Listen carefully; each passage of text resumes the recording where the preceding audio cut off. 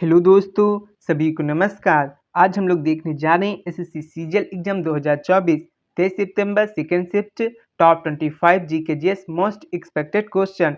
तो आपका पहला प्रश्न है, भारत ने अब तक के कितने वर्ल्ड कप जीते हैं? तो दोस्तों इसका राइट आंसर हो जाएगा फोर वर्ल्ड कप जीते हैं, जिसमें से दो जो जीते हैं वो ओडीआई में जीते हैं और जो दो जीते हैं वो टी20 में जीते हैं। तो दोस्तों भारत ने कुल 2 क्रिकेट वर्ल्ड कप ओडीआई में सन 1983 ईस्वी में और 2011 में जीता। और दोस्तों यहाँ पे एक ना होकर दो टी20 वर्ल्ड कप 2007 और दोस्तों 2024 में जीता है। ठीक है, नेक्स्ट क्वेश्चन आपका अगला। दोस्तों अगले प्रश्न पे बढ़ने से पहले इससे संबंधित कुछ महत्वपूर्ण बिंदु जान लेते हैं। ठीक है, 1983 का वर्ल्ड कप भारत के लिए ऐतिहासिक था या क्योंकि यह पहला वर्ल्ड कप था जो उन्होंने जीता था। 2011 में भारत ने श्रीलंका को फाइनल में हराया था और यह घर में आयोजित हुआ था। दोस्तों पूछा जा सकता है कि जो 2011 में वर्ल्ड कप इंडिया ने जीता था किस मैदान पे जीता था? तो दोस्तों वो था आपका वानखेड़े मुंबई का स्टेडियम। ठीक है, जहाँ पे इंडिया ने श्रीलंका को हराकर फाइनल में जीता और वर्ल्ड कप को जीत लिया था। और दोस्तों जो आपका 2007 में टी20 वर्ल्ड कप में भारत ने पाकिस्तान को फाइनल में हराया था। ठीक है, और दोस्तों 2024 में भारत ने किसको हरा के वर्ल्ड कप जीता है? दोस्तों भारत ने साउथ अफ्रीका को हराया है। ठीक है, और एक बहुत ही इम्पोर्टेंट क्वेश्चन बन सकता है कि जो 2024 का वर्ल्ड कप हुआ इसकी मेजबानी किस देश ने की थी? तो दोस्तों इसकी मेजबानी की थी आपकी किसने? वेस्ट इंडीज ने और संयुक्त राज्य अमेरिका ने। ठीक है दोस्तों, इन प्रश्नों को भी आपको याद रखना है। ठीक है, ये भी पूछा जा सकता है कि 2024 में जो ये वर्ल्ड कप जीता है इंडिया किसकी कप्तानी में जीता है? तो आपके रोहित शर्मा की कैप्टनसी में जीता है। नेक्स्ट क्वेश्चन आपका अगला प्रश्न क्या है, कुचिपुड़ी से संबंधित कलाकार कौन है? तो दोस्तों कुचिपुड़ी नृत्य के प्रमुख कलाकारों में से एक है, जैसे सुतार रामालिंगम, पद्म भूषण कौशल्या और सौम्या। और अगर आपसे पूछा जाए जो कुचिपुड़ी जो शास्त्रीय नृत्य है इसके निर्माता कौन है, प्रमुख निर्माता? तो दोस्तों वो आपके हैं नरहरि तीर्थ। ठीक है, इसको भी आपको याद रखना है। और इनके साथ साथ कौन और कलाकार हैं? तो दोस्तों आपके हो गए राजा राधा रेड्डी। ठीक है, राजा राधा रेड्डी हो गई। ठीक है, और आपके कौन है? और आपके हो गए जैसे लक्ष्मी नारायण हो गए, लक्ष्मी नारायण, ये तो आप आराम से याद कर सकते हैं। ठीक है ना? ठीक है, और इसके साथ आपको क्या क्या महत्वपूर्ण बिंदु दिए गए हैं? इसमें जो महत्वपूर्ण बिंदु बताए गए हैं, कुचिपुड़ी आंध्र प्रदेश का एक प्रमुख शास्त्रीय नृत्य है। दोस्तों वर्तमान में कितने शास्त्रीय नृत्य हैं? 8। और दोस्तों अगर पूछा जाए जो संस्कृत मंत्रालय है उसने नवा किसको बताया है? नवा बताया छऊ को। ठीक है, जो पश्चिम बंगाल, झारखंड और आपका कहाँ मनाया जाता है? उड़ीसा में। ठीक है, और यहाँ आप बात करते हैं हम कुचिपुड़ी की। कुचिपुड़ी या नृत्य अभिनय, नृत्य और संगीत का एक संगम है। कुचिपुड़ी के कलाकार अक्सर धार्मिक कथाओं और पौराणिक घटनाओं को प्रस्तुत करते हैं। ये भी पूछा जा सकता है कि किस घटनाओं पर आधारित है? तो दोस्तों यह है पौराणिक घटनाओं पर आधारित। इस नृत्य में नृत्यकी विशेष रूप से नृत्य और भाव भंगिमाओं पर ध्यान केंद्रित करते हैं। तो इन बिंदुओं को भी आपको याद रखना है। नेक्स्ट क्वेश्चन आपका अगला प्रश्न है, जिंक की H2SO4 की क्रिया कराने पर कौन सी गैस निकलती है? तो दोस्तों जब आप जिंक हैं इसमें जब आप H2SO4 से क्रिया कराएंगे तो आपकी कौन सी गैस निकलेगी? आपकी H2 निकलेगी। क्यों निकलेगी? क्योंकि जो जिंक है वो H2SO4 से H2 को क्या कर देगा? रिमूव कर देगा और क्या बना लेगा? आपका जिंक सल्फेट बना लेगा। क्यों बनाएगा? क्योंकि जो जिंक की अपक्रियाशीलता है वो हाइड्रोजन से ज़्यादा है और हाइड्रोजन गैस निकल जाएगी। तो इस प्रकार हाइड्रोजन गैस निकलती है। अब इस रिएक्शन से जुड़े कुछ महत्वपूर्ण बिंदु देख लेते हैं। प्रतिक्रिया के दौरान जिंक सल्फेट बनेगा, जैसा कि मैंने बता दिया, और यह एक सरल रिडॉक्स अपक्रिया है। यह भी पूछा जा सकता है, आपको जिंक की और H2SO4 की रिएक्शन दे दी जाएगी और पूछा जाएगा उपयुक्त रिएक्शन किस प्रकार की रिएक्शन है, तो आप बता देंगे तुरंत कि ये आपकी रिडॉक्स अपक्रिया है। अब आपसे पूछा जाए रिडॉक्स अपक्रिया क्या होती है, तो एक ऐसी अपक्रिया जिसमें अपचयन और ऑक्सीकरण साथ साथ होता है उसे हम रिडॉक्स अपक्रिया कहते हैं। अब इस रिएक्शन से जुड़े क्या महत्वपूर्ण बिंदु थे? हाइड्रोजन गैस बहुत ही हल्की होती है और जलने पर एक फ्लेम उत्पन्न करती है। इस बात को भी याद रखना कि जब यहाँ पे हाइड्रोजन गैस निकलेगी, अगर इसकी उपस्थिति आपको पता करना है तो आपको क्या करना होगा? आपको इग्निशन की कोई चीज़ लेनी होगी जिससे आप इग्नाइट करेंगे तो हाइड्रोजन गैस क्या होगी? आपकी फ्लेम उत्पन्न करेगी। इस प्रतिक्रिया का उपयोग कई प्रयोगों और उद्योगों में किया जाता है। नेक्स्ट क्वेश्चन, आपका अगला प्रश्न क्या है? अनुच्छेद 124 से 147 किससे संबंधित है? तो दोस्तों ये जो अनुच्छेद दिए गए हैं ये भारत के संविधान में न्यायपालिका से संबंधित है। अनुच्छेद 124 में क्या कहा गया है? तो इसमें क्या बारे में बताया गया है? सुप्रीम कोर्ट के बारे में बताया गया है। अनुच्छेद 129 में क्या बताया गया है?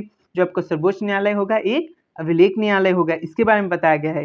अनुच्छेद 120 में क्या बताया गया है कि जो सुप्रीम कोर्ट की लैंग्वेज होगी या तो हिंदी होगी या तो इंग्लिश होगी, इसके बारे में बताया गया है। ठीक है दोस्तों, अब इससे जुड़े कुछ महत्वपूर्ण बिंदु देख लेते हैं। अनुच्छेद 124 में सर्वोच्च न्यायालय की स्थापना का प्रावधान है या न्यायपालिका की संरचना और प्रणाली को निर्धारित करती है। इसमें न्यायाधीशों की नियुक्ति और उनकी शर्तें भी शामिल हैं। यह विधायिका और कार्यपालिका से न्यायपालिका की स्वतंत्रता निश्चित करता है। अब दोस्तों यहाँ पे विधायिका और कार्यपालिका और न्यायपालिका आ गई हैं, तो एक आपको और महत्वपूर्ण आर्टिकल बता दें, जो आपका आर्टिकल 50 है। इसमें क्या बताया गया है? कार्यपालिका का न्यायपालिका से पृथक्करण।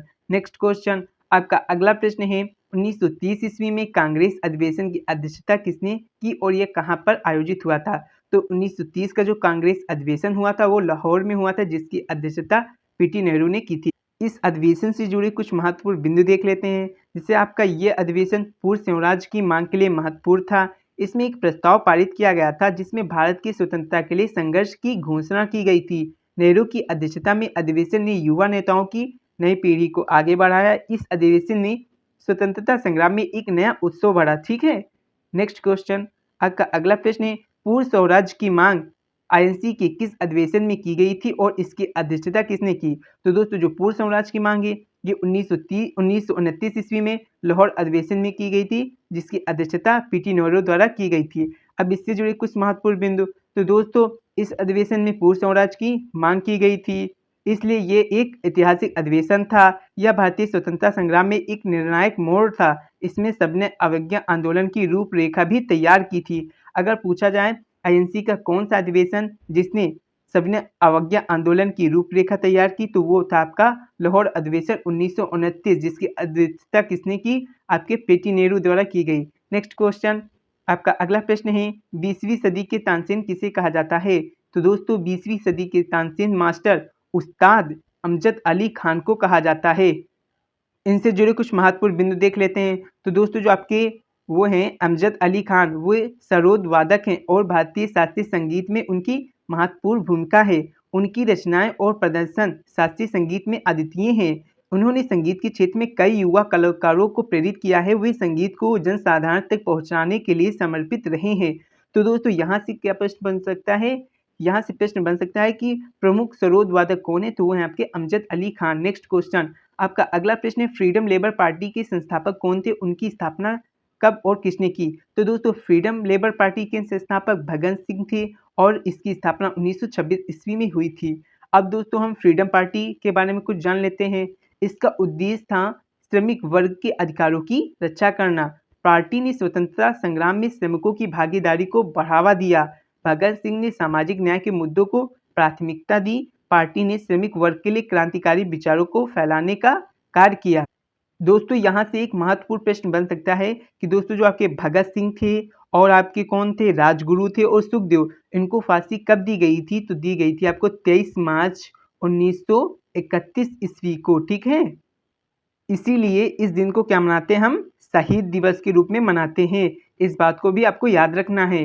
नेक्स्ट क्वेश्चन, आपका अगला प्रश्न है भारत ने कितने टी20 वर्ल्ड कप जीते हैं? तो दोस्तों भारत ने 2 टी20 वर्ल्ड कप जीते हैं। एक 2007 में जीता था, जो उस समय कैप्टन कौन थे? धोनी। और जो 2024 में जीता है उस समय आपके कैप्टन कौन थे? रोहित शर्मा। इनको भी याद रखना, ये भी पूछा जाता है कि उस समय कैप्टन कौन थे। अब इनसे जुड़े कुछ महत्वपूर्ण बिंदु देख लेते हैं। तो दोस्तों आपका पहला बिंदु है, यह पहला टी20 वर्ल्ड कप था जो दक्षिण अफ्रीका में आयोजित हुआ था। फाइनल में भारत ने पाकिस्तान को हराया। इस जीत ने टी20 प्रारूप को भारत में लोकप्रिय बनाने में मदद की। भारतीय टीम ने उस टूर्नामेंट में शानदार प्रदर्शन किया। तो दोस्तों जो 2007 में मेजबानी की थी दक्षिण अफ्रीका ने की थी, और पूछा जाए 2024 में किसने की, तो यूएसए ने की, और किसने की? वेस्ट इंडीज इंडिया ने की। ठीक है, और दोस्तों वेस्ट इंडीज ने की। और अगर पूछा जाए इसमें किसने किसको हराया है, या तो दोस्तों जो 2024 का वर्ल्ड कप था इंडिया ने किसको हराया था? साउथ अफ्रीका को हराया था। ठीक है, नेक्स्ट क्वेश्चन, आपका अगला प्रश्न क्या है? गंगा की सहायक नदियों में निम्नलिखित में से कौन सी है? तो दोस्तों गंगा की सहायक नदियां हैं यमुना, सरस्वती, गोमती और गंडक।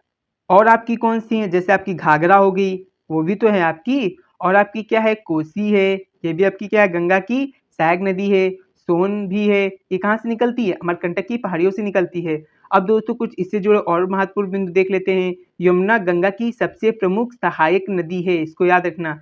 सहायक नदियां गंगा के जलग्रहण क्षेत्र का विस्तार करती हैं। ये नदियां कृषि और सिंचाई के लिए महत्वपूर्ण है। गंगा के साथ इन सहायक नदियों का सांस्कृतिक और धार्मिक महत्व है। और दोस्तों पूछा जाए गंगा की लंबाई कितनी है, तो 2525 मीटर। ये कहाँ से निकलती है, तो यूके के गोमुख हिमालय से निकलती है। ठीक है, नेक्स्ट क्वेश्चन, आपका अगला प्रश्न क्या है। तो दोस्तों इसी के साथ वीडियो समाप्त होती है। अगर वीडियो अच्छी लगी हो तो लाइक करें, सब्सक्राइब करें एंड शेयर करें। थैंक यू दोस्तों।